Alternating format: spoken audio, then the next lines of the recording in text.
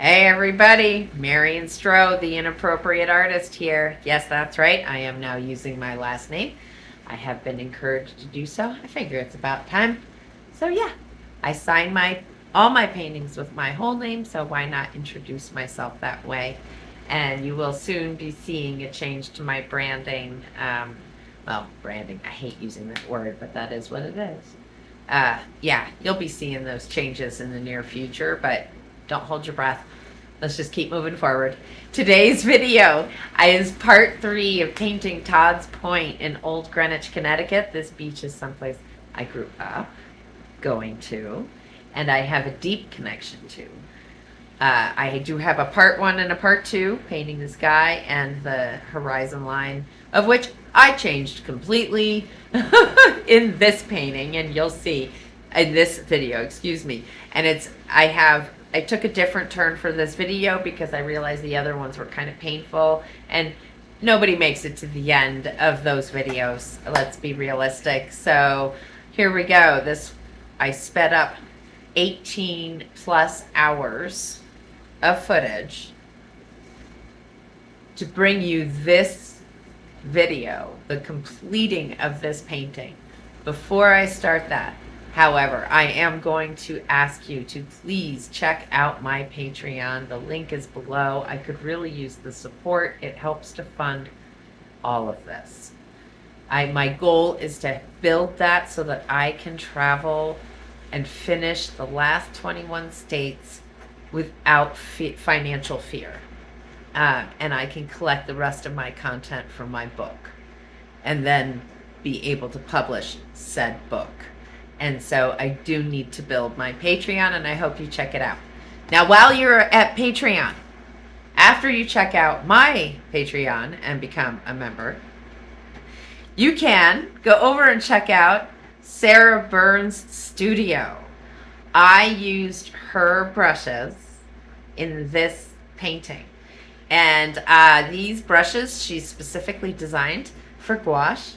She worked very closely with developers at Craftomo, and they are reasonably priced, under $70, I believe, or thereabouts with the shipping and stuff. I think it was just over 80.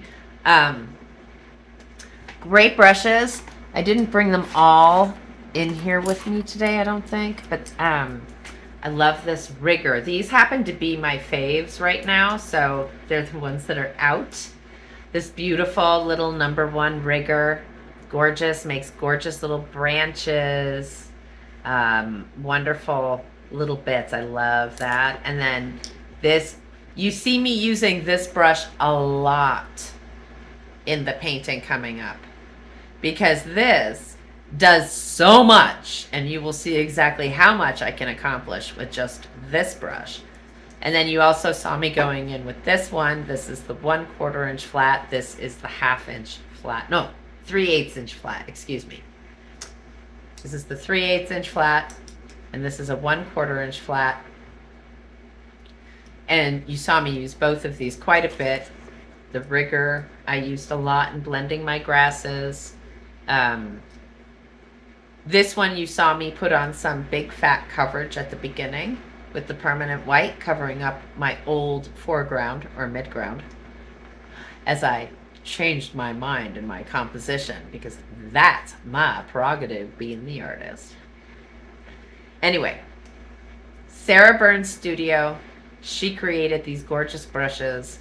Check it out at Craftomo. I'll put the link to the brushes below in my description as well. Please go check them out. They're worthwhile. I truly, they have changed the way I can approach my paintings in a very big way, because they exhibit so much beautiful water control, which is so precious with gouache. All right, everybody, I hope you enjoy this sped up completion. The title of the painting, Solace at Todd's Point. Take care, everyone. Thank you so much for watching. Enjoy.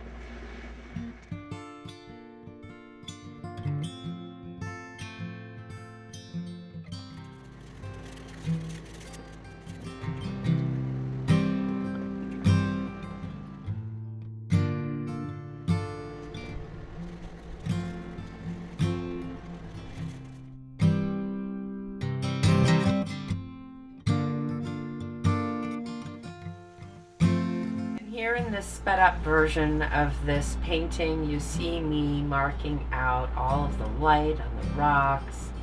If you follow along, you saw me painting the sky and the water in another couple of videos that came before this. This is a part 3.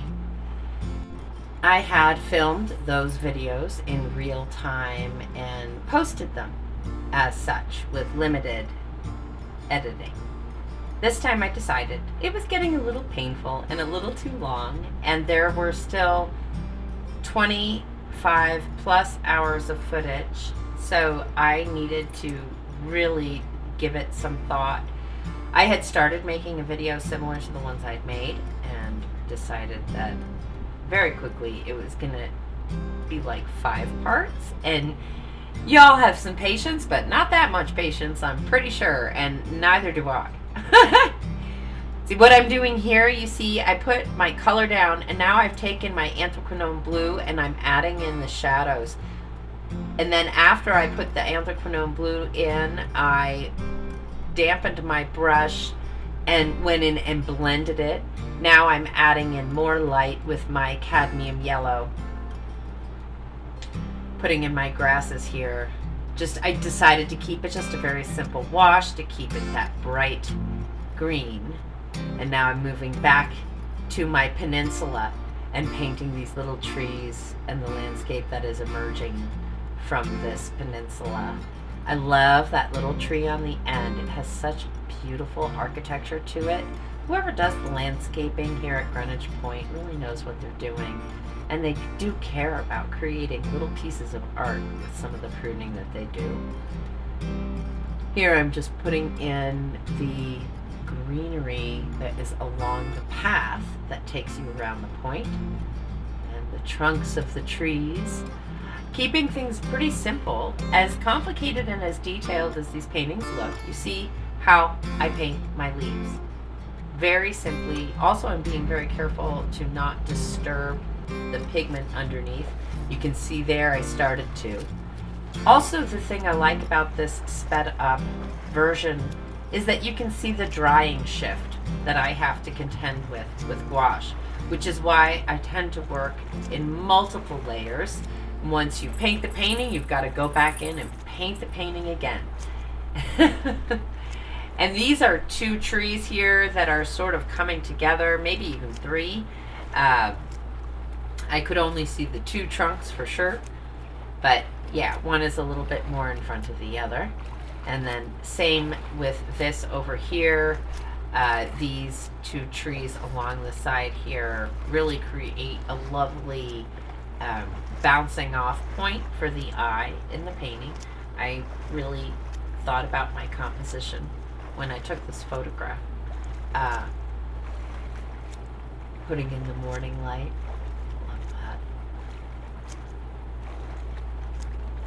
And you can really see that drying shift, right? How that I've had to layer in my darks to keep them dark, and then working on my shadows and the grass here coming up. You'll see how I really have to layer it in.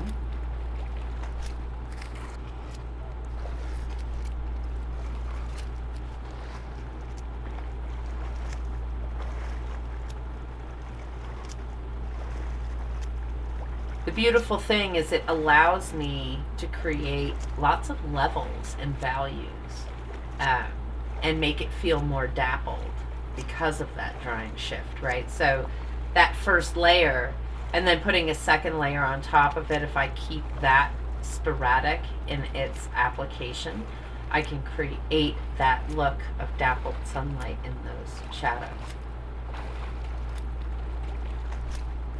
Here you can see that the riprap is beginning to appear.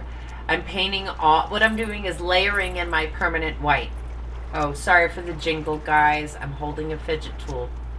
I'll put it down. Now I'm putting in another layer of the permanent white for the highlights. And yeah, I'm going over a lot of what I already did on the end because I want everything to be cohesive. But I also realized it got a little dark with the drying shift. This gives you a close-up look at the different hodgepodge of shapes So you see that I didn't take great care, because what I'm about to do next is layer in the color and the glazing on top of those rocks. And what I do is I touch. This is where my painting technique becomes more like an impressionist painter. I'm placing color next to color to create the illusion of gradation of color, and also to create a little bit of a visual vibration. You can see here how I have to layer in those shadows, go over them and over them to darken them. This purple that I use is a combination of anthraquinone blue, which is a watercolor, an M-gram watercolor, and my alizarin crimson, my permanent alizarin crimson gouache by Winsor Newton. When I blend the two together, it becomes gouache. But the anthraquinone blue is staining, much more staining than any of the other gouache colors that I have. And that is one of the reasons that I love to use it for shadow work. I use it as my base for both my purples and most of my greens, especially the greens that I've used in this particular painting. I find that that helps make it cohesive. So then my shadows within my foliage and my shadows and my rocks and my sand come together. They have a very similar feel to them. And when they meet, they blend together beautifully. Here, marking in where the shadows and the footsteps and the ridges of sand, this sand was truly a impulsive, spontaneous painting all by itself. I first started with that. I sprayed the paper and wet the paper with a little tiny bit of the permanent alizarin crimson in it. Then I blended in a little bit of the cadmium yellow to make it a little bit more orange and get that sandier tone. And you saw me put in those purples on top, and you saw how I was able to move the gouache to create that wet sand. And here I've begun painting the water and the grasses coming out of the water. The seagrasses I started with a very springy, summery color, and then afterwards came in and hit them with the cadmium yellow to give them that sunlight tint. See, I just slowly kind of, as I'm waiting for parts of the painting to dry, you'll see me go to a totally different area of the painting to work on it, because I do have to wait for those drying shifts to occur. Here I'm putting in more shadows, and then with a clean, damp brush, I blend, right? I can tap in color like that, right? And then go in with a brush that has just a tiny little bit of moisture or a little bit of pigment on it, and I can move things around and blend them right there on the paper.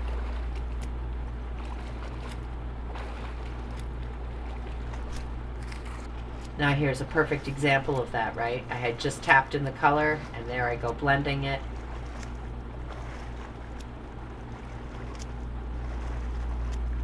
Painting grass is such a meditative process.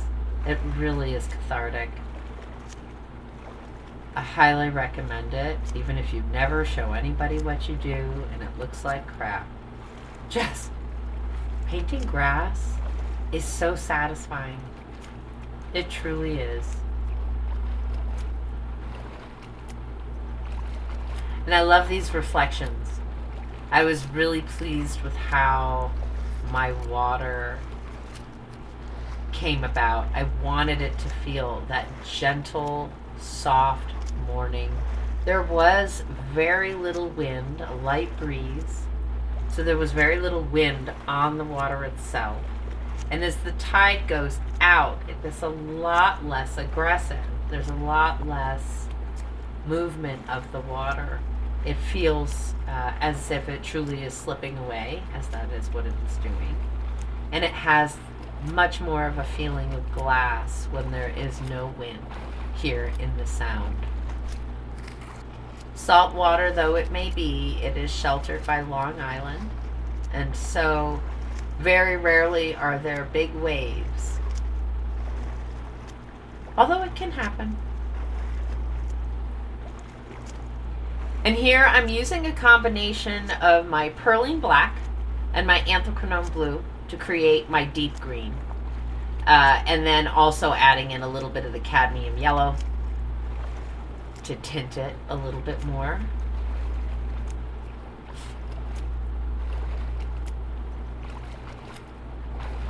Now these grasses, unfortunately, I missed filming the section of it when I painted the light on the grass, and I do apologize.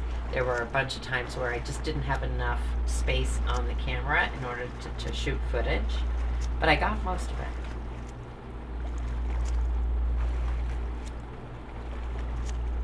So you see I have a couple of mixes there of different qualities of the cadmium yellow with the perling black, then also adding in a little bit of anthracnone blue, and I use them all together to create the different highlights in the grasses.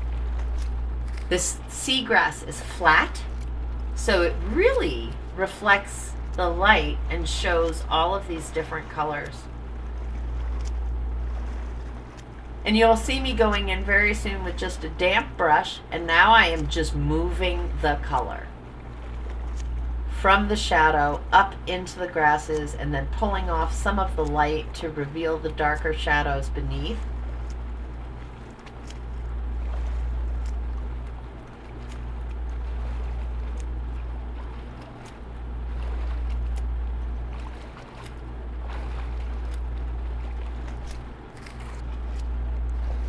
When creating reflections,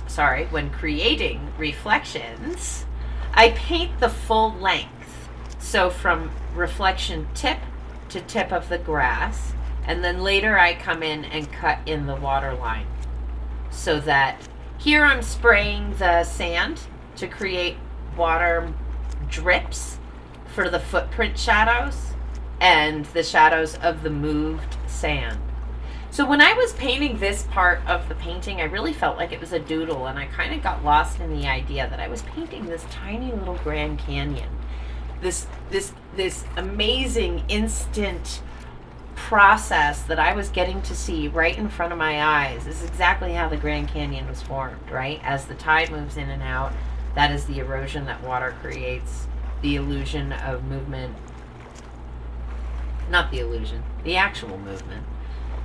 But you can see here, and I really just had a wonderful time creating all these little drop-offs, like mini canyons. And there's the tide line on the grasses, which you did not see me paint, but I put a piece of cardboard there, and then I later went in and blended it, as you can see. And here's the finished painting. I hope you enjoyed the video, everyone. Take care. We'll see you next time. Bye-bye.